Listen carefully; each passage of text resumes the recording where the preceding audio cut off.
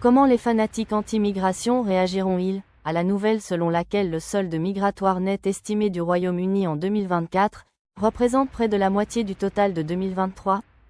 Ils n'osent certainement pas nier les chiffres, car depuis des décennies, ils utilisent ces mêmes statistiques gouvernementales pour affirmer que les Britanniques blancs sont remplacés, et à grande vitesse, par des hommes musulmans, principalement originaires d'Afrique subsaharienne.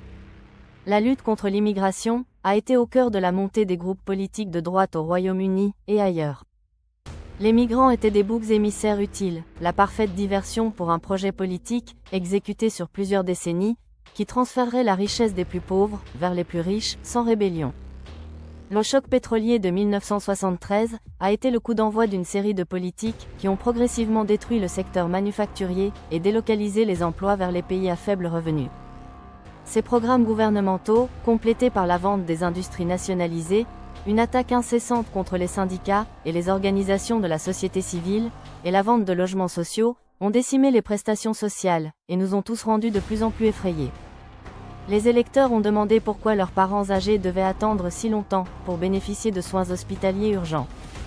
Alors que les prix de l'immobilier grimpaient, les jeunes couples se demandaient s'ils pourraient un jour se permettre d'avoir leur propre logement décent. Les retraités craignaient que leur argent de retraite ne soit pas suffisant pour garder leur maison au chaud pendant l'hiver. Les étudiants issus de familles à faible revenu ont abandonné leurs études en raison de l'esclavage des dettes.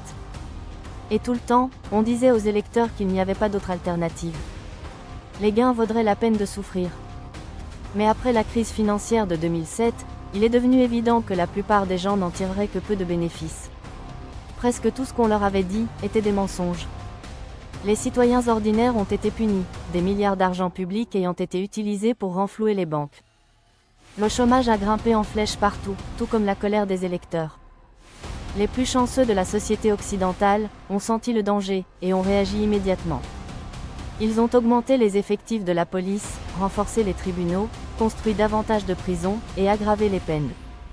Les électeurs ont été encouragés par les médias et les classes politiques à concentrer leurs tirs, non pas sur ceux qui pillaient leurs économies, mais sur les nouveaux arrivants visiblement différents, qui venaient de lieux qui avaient été endommagés sans relâche, et encore plus durement, par les ravages de l'ordre financier mondial. Les migrants étaient les cibles les plus fiables. Car ils activaient l'antinoirisme, un outil de mobilisation très puissant dans la politique démocratique occidentale.